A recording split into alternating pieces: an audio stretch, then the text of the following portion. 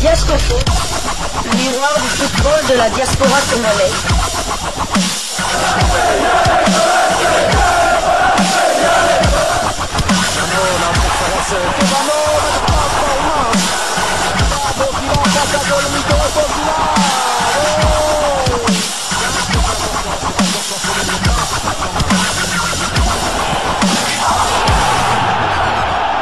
Diascofoot, le miroir du football de la diaspora congolaise.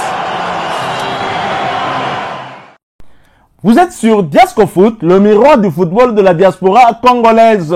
Diascofoot vous dit bonjour, tout le plaisir est pour nous de vous retrouver, mais surtout de savoir que vous êtes nombreux en train de suivre votre chaîne YouTube dédiée uniquement aux footballeurs de la diaspora congolaise.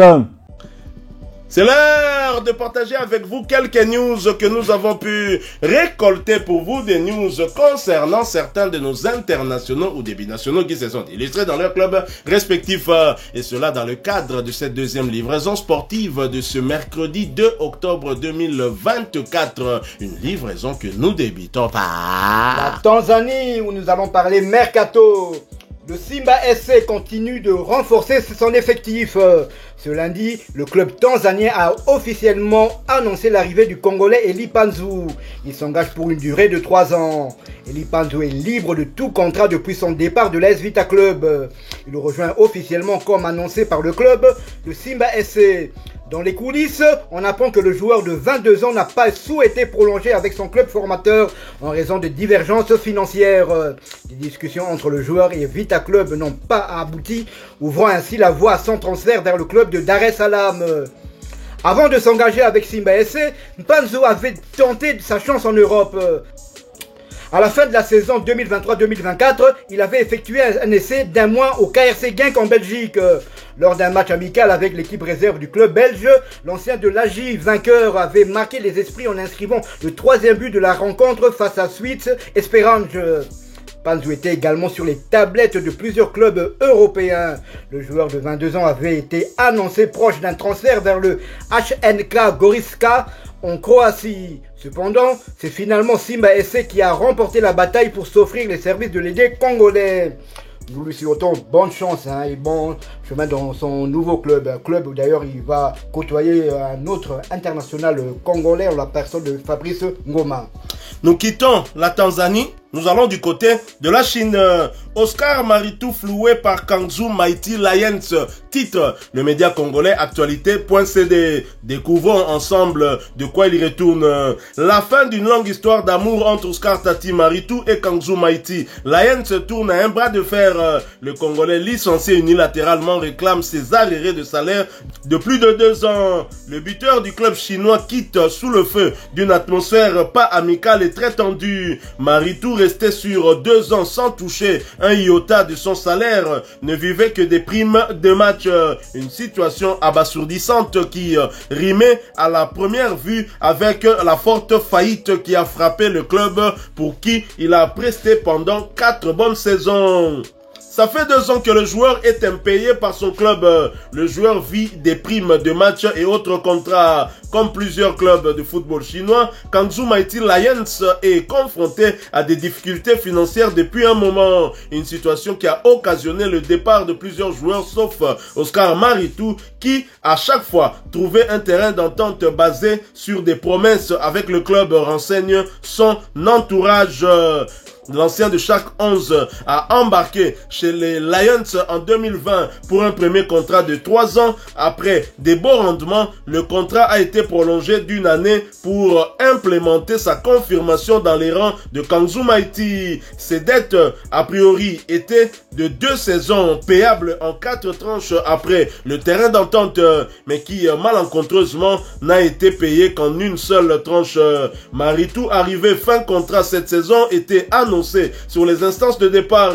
Nonobstant les propositions sur sa table et ses arriérés, il avait opté de prolonger d'1 saison son bail, renchérit-il. Sans s'en apercevoir qu'il se faisait jouer un tour par ses dirigeants, Maritou a vu subitement le contrat cassé le 21 septembre. Les raisons sur lesquelles s'appuie le club sont les absences aux séances d'entraînement. L'ironie du sage, c'est que Kangzu Maïti avait, d'après la même source qui nous livre cette formation, signifié aux joueurs que l'entraîneur ne comptait plus sur lui au moment où Maritou demandait son billet de retour en Chine alors qu'il séjournait en France pendant la trêve de septembre. La source poursuit que le club exige maintenant d'Oscar un dommage et intérêt estimé à 50 millions de dollars américains, en allant jusqu'à bloquer sa prime de victoire de match disputé gagné contre Henan FC le 16 août 2024. Ainsi, vu la rupture unilatérale, Kangzu Maïti doit désormais payer la dette du joueur en 6 matchs, conclut-elle. En peu de temps, Oscar Maritou s'est taillé une réputation de l'atout offensif numéro 1 de son club. Fort de ses 33 réalisations avec les Bleus, Maritou n'a pas mis du temps pour faire ses marques. À maintes reprises, Kangzu Maïti a échappé belle à la relégation grâce à lui en se montrant agile, altruiste et décisif. La saison passée, Oscar a empilé des buts dans des matchs importants pour assurer le maintien de Kangzu Maïti dans l'élite. Voilà donc, mais libre de tout contrat depuis le 21 septembre dernier, Oscar Tati Maritou pourrait ne pas chômer longtemps. En effet, il a de la cote non seulement en Chine, mais aussi en Russie. Oscar Maritou se trouve entre la Chine et la Russie. Après son départ de Kangzu Maïti Lions, l'attaquant congolais est courtisé en Europe tout comme en Asie. Selon certaines sources, le club russe d'Akhmat Grozny, sociétaire de première ligue russe, championnat russe de première division, aurait transmis une offre auprès des représentants du joueur. Sur la table, le club russe propose un bail de 2 saisons afin d'obtenir les services de Maritou. En Chine, le Congolais plaît à Shandong Taishan. Le club de l'Empire du Milieu aurait formulé une offre à l'attaquant congolais de 25 ans. Pour l'instant, l'ancien sociétaire de Shark Club et du FC Saint-Éloi, Lupopo, étudierait toutes ces offres. Son entourage estime qu'il est parti pour rester en Chine. En effet, Shandong aurait fait une bien meilleure offre en termes de salaire. Si ça se trouve, Maritou restera dans un championnat qu'il connaît plutôt bien depuis des années. L'attaquant congolais serait suivi par la sélection chinoise également. Nous, on avait proposé à nos amis brazzavillois de prendre Oscar Tati Maritou parce que il évolue bien évidemment comme avant-centre, mais peut aussi être utilisé comme ailier droit. Et donc, il pourrait bien évidemment servir comme il se doit le Congo-Brazzaville qui est un peu en difficulté ces derniers temps. Oscar Tati Maritou qui est sans club depuis fin septembre dernier est né un certain 17 août 1999 en République démocratique du Congo. Bien évidemment, il mesure 1,82 m. C'est un avant-centre qui peut évoluer quand même sur le côté. Alors cette saison en Super League, championnat chinois de première division, sur 25 rencontres, il en a disputé 22. Il a inscrit 7 buts et délivré 4 passes décisives. Sur les 22 rencontres, il a eu à se montrer décisif lors de 50% des matchs. Pour un avant-centre, c'est quand même pas mal. Et il a souvent été titulaire à 84%. Il a toujours été titularisé. Oscar Maritou, ici en République démocratique du Congo, était un joueur de New Jack. New Jack qui a eu à le prêter en 2016 du côté du FC Saint-Éloi Lupopo. Ce prêt se terminera toujours en 2016 au mois de décembre. Il retourne du côté de New Jack avant d'être prêté au mois de janvier de l'année qui suivra du côté de Shark 11. Il reviendra en juin à New Jack et New Jack va finalement le vendre du côté de la Chine dans le club de YB Fund le 11 juillet 2018. Donc c'est depuis 2018 qu'il a rejoint la Chine. Oscar Tati Maritou, un joueur au profil intéressant mais avec cette très forte concurrence où les Ben Malango, les Jackson Mouleka n'ont peut-être plus leur place dans la tanière. Et que dire d'Oscar Tati Maritou? Oui, cette histoire de Oscar Maritou me fait un peu penser à celle de Chancel Bemba, que l'entraîneur ne fait plus de lui, alors que c'est le meilleur buteur, du club. Et d'ailleurs, lors des derniers matchs auxquels il a participé, c'était même lui le capitaine. Donc ça se voit que ce sont des injonctions venues d'en haut. Des manœuvres dilatoires. Tout à fait, exactement. Donc j'espère que qu'il emmène cette histoire au TAS ou bien à la FIFA. Tout à fait, il aura son argent. Il aura son argent, il aura son dû. Comme ça, Mido et Oscar Marita, le millionnaire en culotte. Mais comment imaginer qu'il y ait un licenciement alors que le club a des arrêts de salaire et vous allez argumenter quoi? Qu'on ne paye pas ces arrêts parce qu'il est licencié. Non, non, les arrêts auraient dû être payés. Donc, au moment de son licenciement, si bien évidemment Oscar Maritou a tort, et cela sera peut-être bien vérifié par le tribunal arbitral du sport, le cas échéant, et Oscar Tati Maritou pourrait peut-être voir les salaires, enfin l'indemnité de licenciement ne pas lui être accordée, mais pas son salaire. Son salaire, c'est son droit. On devra lui payer ce salaire de plus de 2 ans. Et c'est ce que nous pouvons souhaiter pour lui. Et voilà, nous sommes arrivés à la fin de cette deuxième livraison sportive de ce mercredi 2 octobre 2024. Si vous l'avez aimé, laissez-nous un maximum de j'aime. Merci de partager avec nous en commentaire votre point de vue. Abonnez-vous sur cette chaîne Diasco Foot parce que nous sommes le miroir du football de la diaspora congolaise.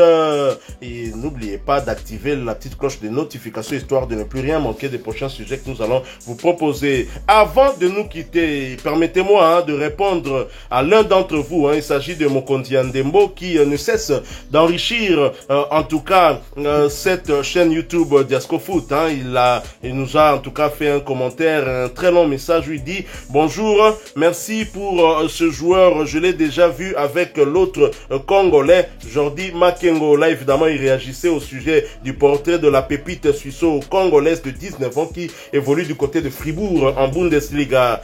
Il y a aussi, et ça devient intéressant, il y a aussi un binational qui joue à Séville, Stani Idumbo Muzambo, aussi un profil très intéressant parce que nous cherchons un meneur de jeu. À côté de ça, il y a aussi Alonso Ngwanda, Chris Lokesa et Thierry Lutonda, aussi de profils très intéressants. Cordialement, Mokondi Ndembo. Alors, on est arrivé à la fin, mais quand même, est-ce que parmi ces joueurs, vous en connaissez au moins un? Ngwanda, je pense qu'il joue du côté de Anderlecht. Je ne sais pas si on en a déjà parlé. Alonso Ngwanda, on va vérifier. On va vérifier, mais en tout cas, on a déjà eu affaire. Non, mais dit quelque chose, je même pense. moi aussi. On a déjà eu à adresser son portrait. Mais Chris Lokesa, on dirait aussi. On va vérifier, mais en tout cas, pour le joueur de Séville, j'ai entendu parler ce nom, mais merci en tout cas à Mokondi Ndembo pour toutes ces pépites auxquelles on fera un portrait avec plaisir. En tout cas, Mokondi Ndembo, nous allons vérifier tout cela, mais lorsque nous faisons des portraits, ça ne reste pas figé, parce que dans l'entretemps, le joueur évolue aussi. Il peut franchir un palier, on pourra toujours revenir sur un portrait mis à jour. En tout cas, merci à vous pour votre contribution. Nous sommes très heureux de vous avoir comme amis, bien évidemment, dans cette chaîne Diasco Foot. Encore une fois, merci à vous tous, avec espoir de vous retrouver bientôt dans un autre sujet d'actualité. En attendant, portez-vous bien. Diasco Foot vous dit au revoir.